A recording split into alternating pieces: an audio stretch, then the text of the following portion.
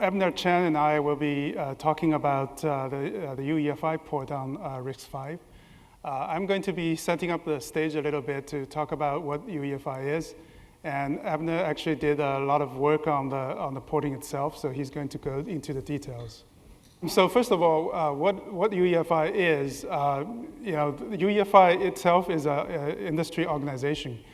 So there's a UEFI forum that we established back in 2005. And there are many companies and individuals involved. We are currently at 12 promoters and almost 300 members in the forum. So we divided up in different industry spec groups, talking about UEFI interfaces, PI interfaces, and ACPI interfaces. I'm going to talk a little bit more about that.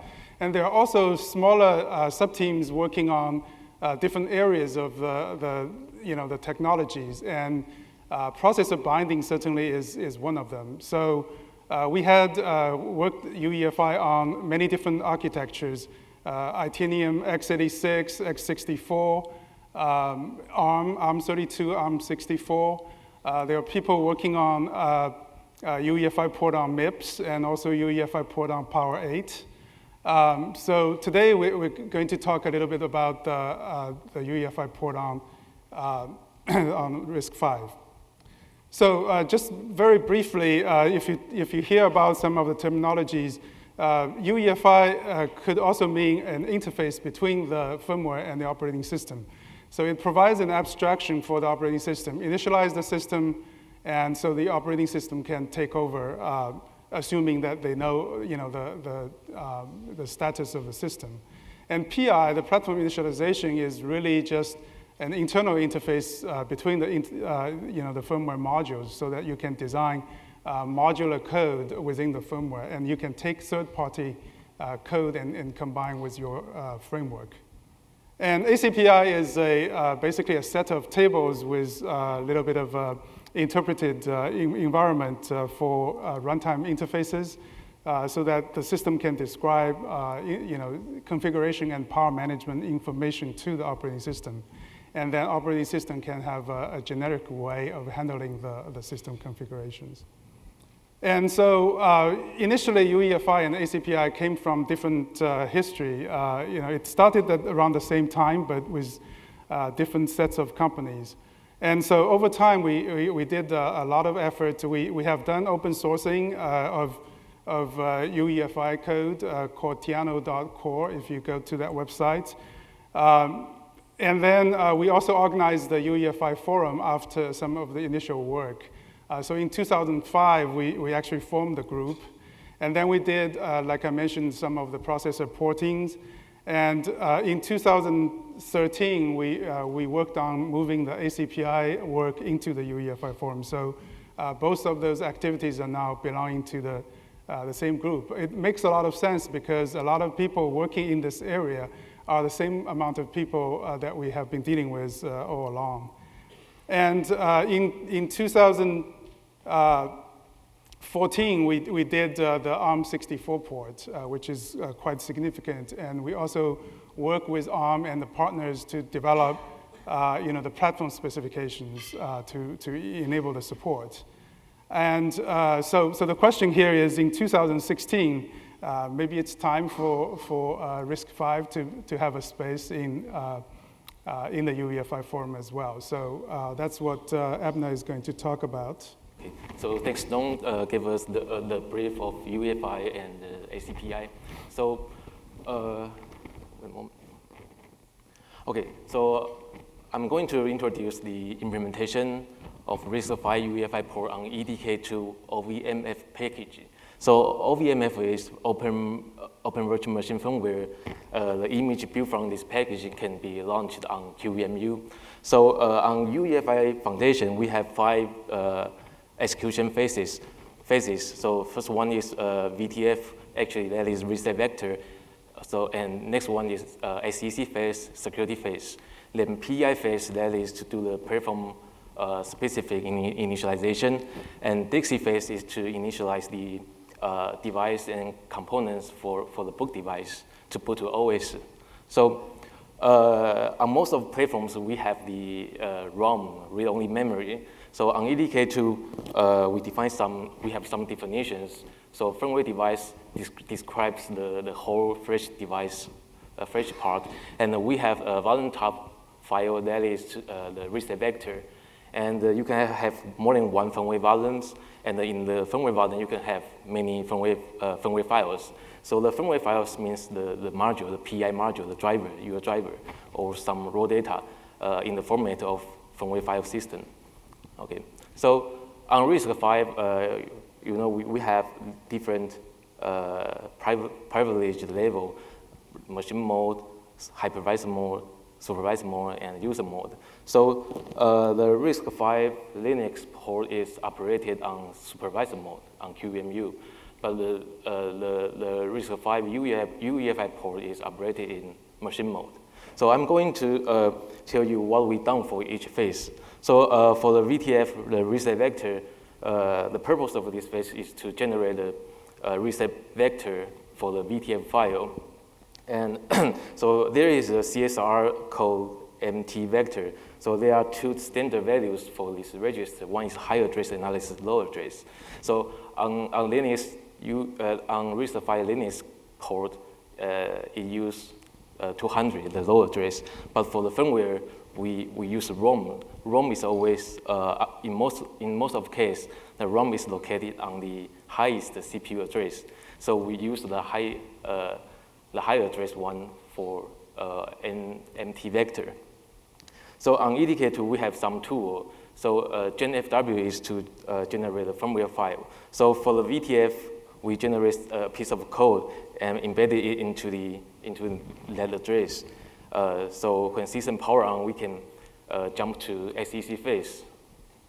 Okay. So on SEC phase, we start to deal with EFI COFF image. COFF image is defined by Microsoft. So in order to load COFF image into memory, we have to do two things. One is to convert ELF format to COFF format. And another one is to do the relocation for RISC-V.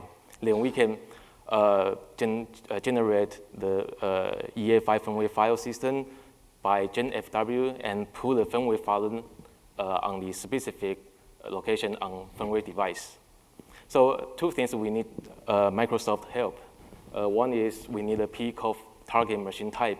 Now Microsoft doesn't define that for RISC-V, so we use the fake value for RISC-V 32 and RISC-V 64.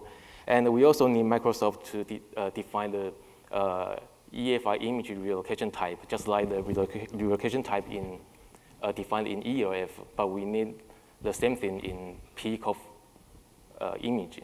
So next one is processor binding. So this is a beautiful things to UEFI because you just provide your processor binding to UEFI for your processor. So on RISC-V spec, the data type must align at its natural size. So we have definition for the data type in processor binding header file. And we also set the structure to peg the structure at 8-byte alignment. So the main job in SEC phase to prepare the temporary memory. The temporary memory is for the stack, for the C language, for the local variable. So on most of PC system, the memory is not ready at this moment. But I think ARM or some other embedded system, the memory probably is ready in very early stage. So anyway, after we prepare the for x86 Intel, they provide the mechanism they call CAR, cache as RAM. So they prepare cache as RAM for the C language, for the stack. But for in our implementation, because we based on QEMU, so memory is from Linux, from QEMU, so we don't have that problem. So then we go to PI phase. PI phase is to initialize the platform-specific device. So the most important thing is to discover memory and initialize your memory. Okay, and we also prepare the CPU handoff block structure to declare RISC-V memory address and I/O address because RISC-V is memory map I/O, so we use 32-bit for the I/O address. Say jump and long jump. setjump is a little bit different than the one in Linux because on EDK2, setjump requires the return value, but Linux doesn't. And I'm from I didn't introduce myself. I'm Abner Chang from Hewlett-Packard Enterprise Taipei Design Center. So actually, my home is far from here. I feel sleepy now. So that's why I pushed the wrong button. Okay. So we also provide some libraries for memory and I/O access, just like memory map rewrite, memory map I/O rewrite for RISC-V. And this library is common for PI phase, DISC phase, and BDS phase.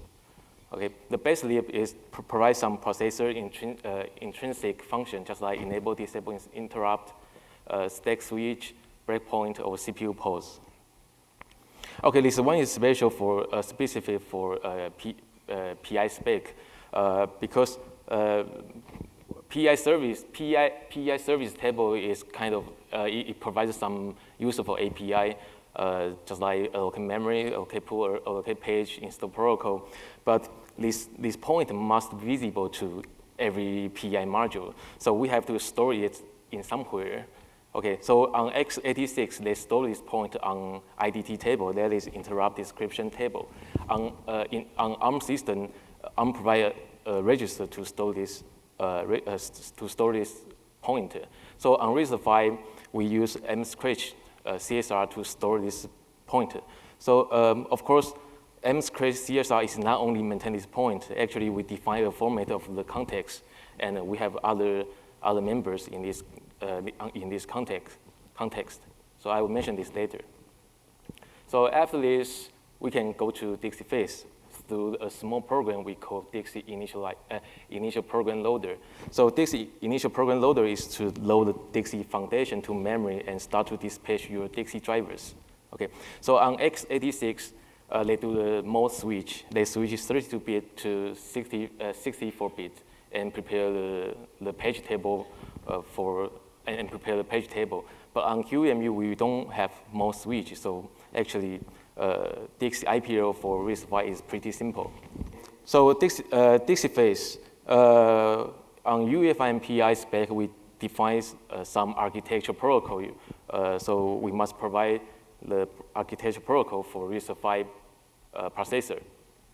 The first one is timer architecture protocol. This one provides some APIs like register handler, set timer period, timer period, get timer period, and generate software interrupt. So this driver use mtime and mtime compare CSR to do the timer interrupt. Next is CPU architecture protocol. So this protocol provides something like flash data cache. I think we don't have this in RISC. And provide the functions for enable, disable, interrupt, and CPU init, register, interrupt, handler. So I have to, okay, so this driver is use mcos for the interrupt status, use MIP, machine interrupt pending, and machine interrupt enable CSR. So I have to emphasize CPU register interrupt handler here. So I have to go back to the machine trap vector. So the machine trap vector is not only for reset vector. Just like you see here, we still have to prepare the trap handler for machine mode, supervisor mode, hypervisor mode, and the machine mode. And also, there is an NMI handler. So in our Gen FW2, we embedded this piece of code and into this area, into the mtrap vector. And when interrupt happens, it goes to SEC main SEC image. So this is our default trap handler. So we need the default trap handler because this area is fresh to the fresh device. So it means you have no chance to modify that after you fresh it to read-only memory. So we need the default handler. So how can we change the handler, for example, for timer interrupt if if user registers a new handler for timer? So this is the default handler. Actually, just like I say, we save something in mscratch CSR. Actually, we have the context. So every time when the interrupt happen, we get context from scratch CSR, and we call the trap handler. So because the context is in memory, so it means we can change the handle in this memory later on. So this is the implementation for the interrupt. So next is, so we can change the trap handler in any phase with that mechanism. Okay, next is reset architecture protocol. I think reset mechanism is not described very clear in the spec, so actually this function is empty. Okay, real-time clock also. On our implementation, we use legacy, PC, RTC, CMOS. So because RISC-V doesn't have the spec for this, and there's no preform spec for this, so we use PC component. We use PC device for RTC, for the date, time, year, and alarms. Okay, timer leap. Timer leap provides store and provide metronome Dixie architecture protocol, and it uses M-time CSR. So in order to bring RISC-V on PC system, I think we need more. We need ACPI, just like Dong just mentioned. We need the power measurement for processor. Okay, and we need a management mode. So management mode is a special region in memory that is transparent to user space. So just like x86, they do provide SMM for their processor, and in ARM, they have trusted zone. So this area is very secure. You can only see this region when some special event happen, and it gets the highest priority than OS. There is no OS interrupt can interrupt the process in this region. So I think probably we have 4 kinds of privilege level in RISC-V spec. Probably we need another one on the bottom of machine mode. And this also related to the memory model because that region is transparent to user space. Okay, so after all of those implementation, we can have RISC-V UEFI port on EDK to open source, and we can put UEFI shell with USB, keyboard, and timer interrupt. So this project was started from, I think, 3 or 4 months ago. And we have demo later, so you can see how it works. Okay, this is an overview of the implementation of RISC-V UEFI port. Okay, I have to mention some what we've done for RISC-V QEMU. We create another board we call RISC-V PC80 board because we use some PC peripherals just like PCI device, power measurement device, RTC, USB, VGA. So we use those PC peripherals to prove RISC-V UEFI can run. RISC-V is good to run on UEFI spec. And we change those PC80. We change those device to memory map because those PC device is originally designed by using I/O access. So we have changed it to memory map because RISC-V is memory map I/O. Okay. And we implement the machine mode on RISC-V QEMU port. I'm not sure the latest QEMU on GitHub, probably it already has machine mode support. I'm not sure that. Okay, this is some issues I met. Probably if you are interested about how we handle relocation on PE-COFF loader, then on PE-COFF image, then you can come to me. And we also found some problem on GNU link. One is if the relative offset is smaller than 800, then the register is replaced by X0. That is hardwired to 0. And the second one is if the relative offset is smaller than 800, then the link remove AUIPC instruction. So this causes some problem when we relocate the image. Yeah. But I saw some update on GitHub, so I didn't try that yet. I will try that. So we need more in RISC-V spec. I think we need a periodical timer. We need RTC. We need management mode support. So I think we probably can have the optional standard extension ISAP or separate CSR for those features, and the controller or processor vendor can have implementation for those on demand. And how about the multiprocessor support and the ACPI support and the recent mechanism? Okay, next, I will start to have UEFI spec change for RISC-V. Okay, next step. So we need some definition from Microsoft. That's very important. Then probably we need Microsoft to support RISC-V to provide the compiler and linker for RISC-V. And I need to do EDK2 RISC-V code review and commit. And I also have to do QEMU RISC-V code review and commit. So if you are responsible for QEMU, please let me know, because I would like to discuss with you, and because I have to check in those code. Okay, so I will keep working on add ACPI support on RISC-V UEFI port, and USB I already done. Okay, I will try to put Linux on RISC-V UEFI port. Thank you. Any question?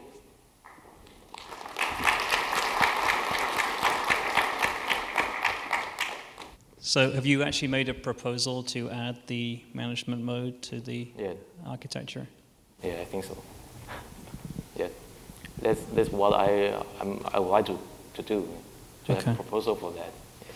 Because what happens, so we had the discussion before about Dominion cores and so on, and that sounds great, but I'll use a bit of history because we had this with ARM, right?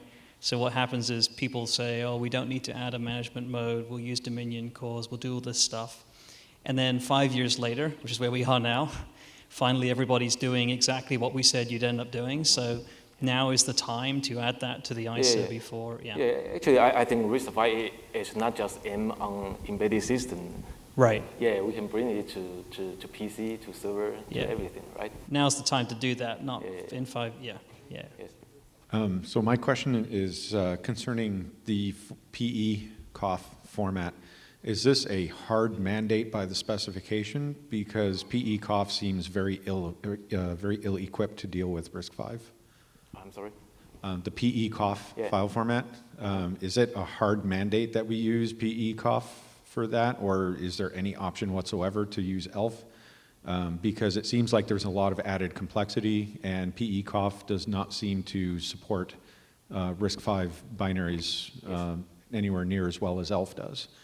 Yeah, actually, because we have the tool to convert ELF to PE COFF, so there is no big problem for PE COFF image to support RISC-V. We just need those, just like the machine type, the relocation type to support RISC-V. So for PE COFF image, there is no big issues actually for supporting RISC-V. Yeah, the UEFI spec requires the PE COFF. And so the machine types is just a value defined for that particular processor architecture. And because PE COFF is a Microsoft spec, so they own the assignment of that value. So it's just a value assignment. There's nothing else.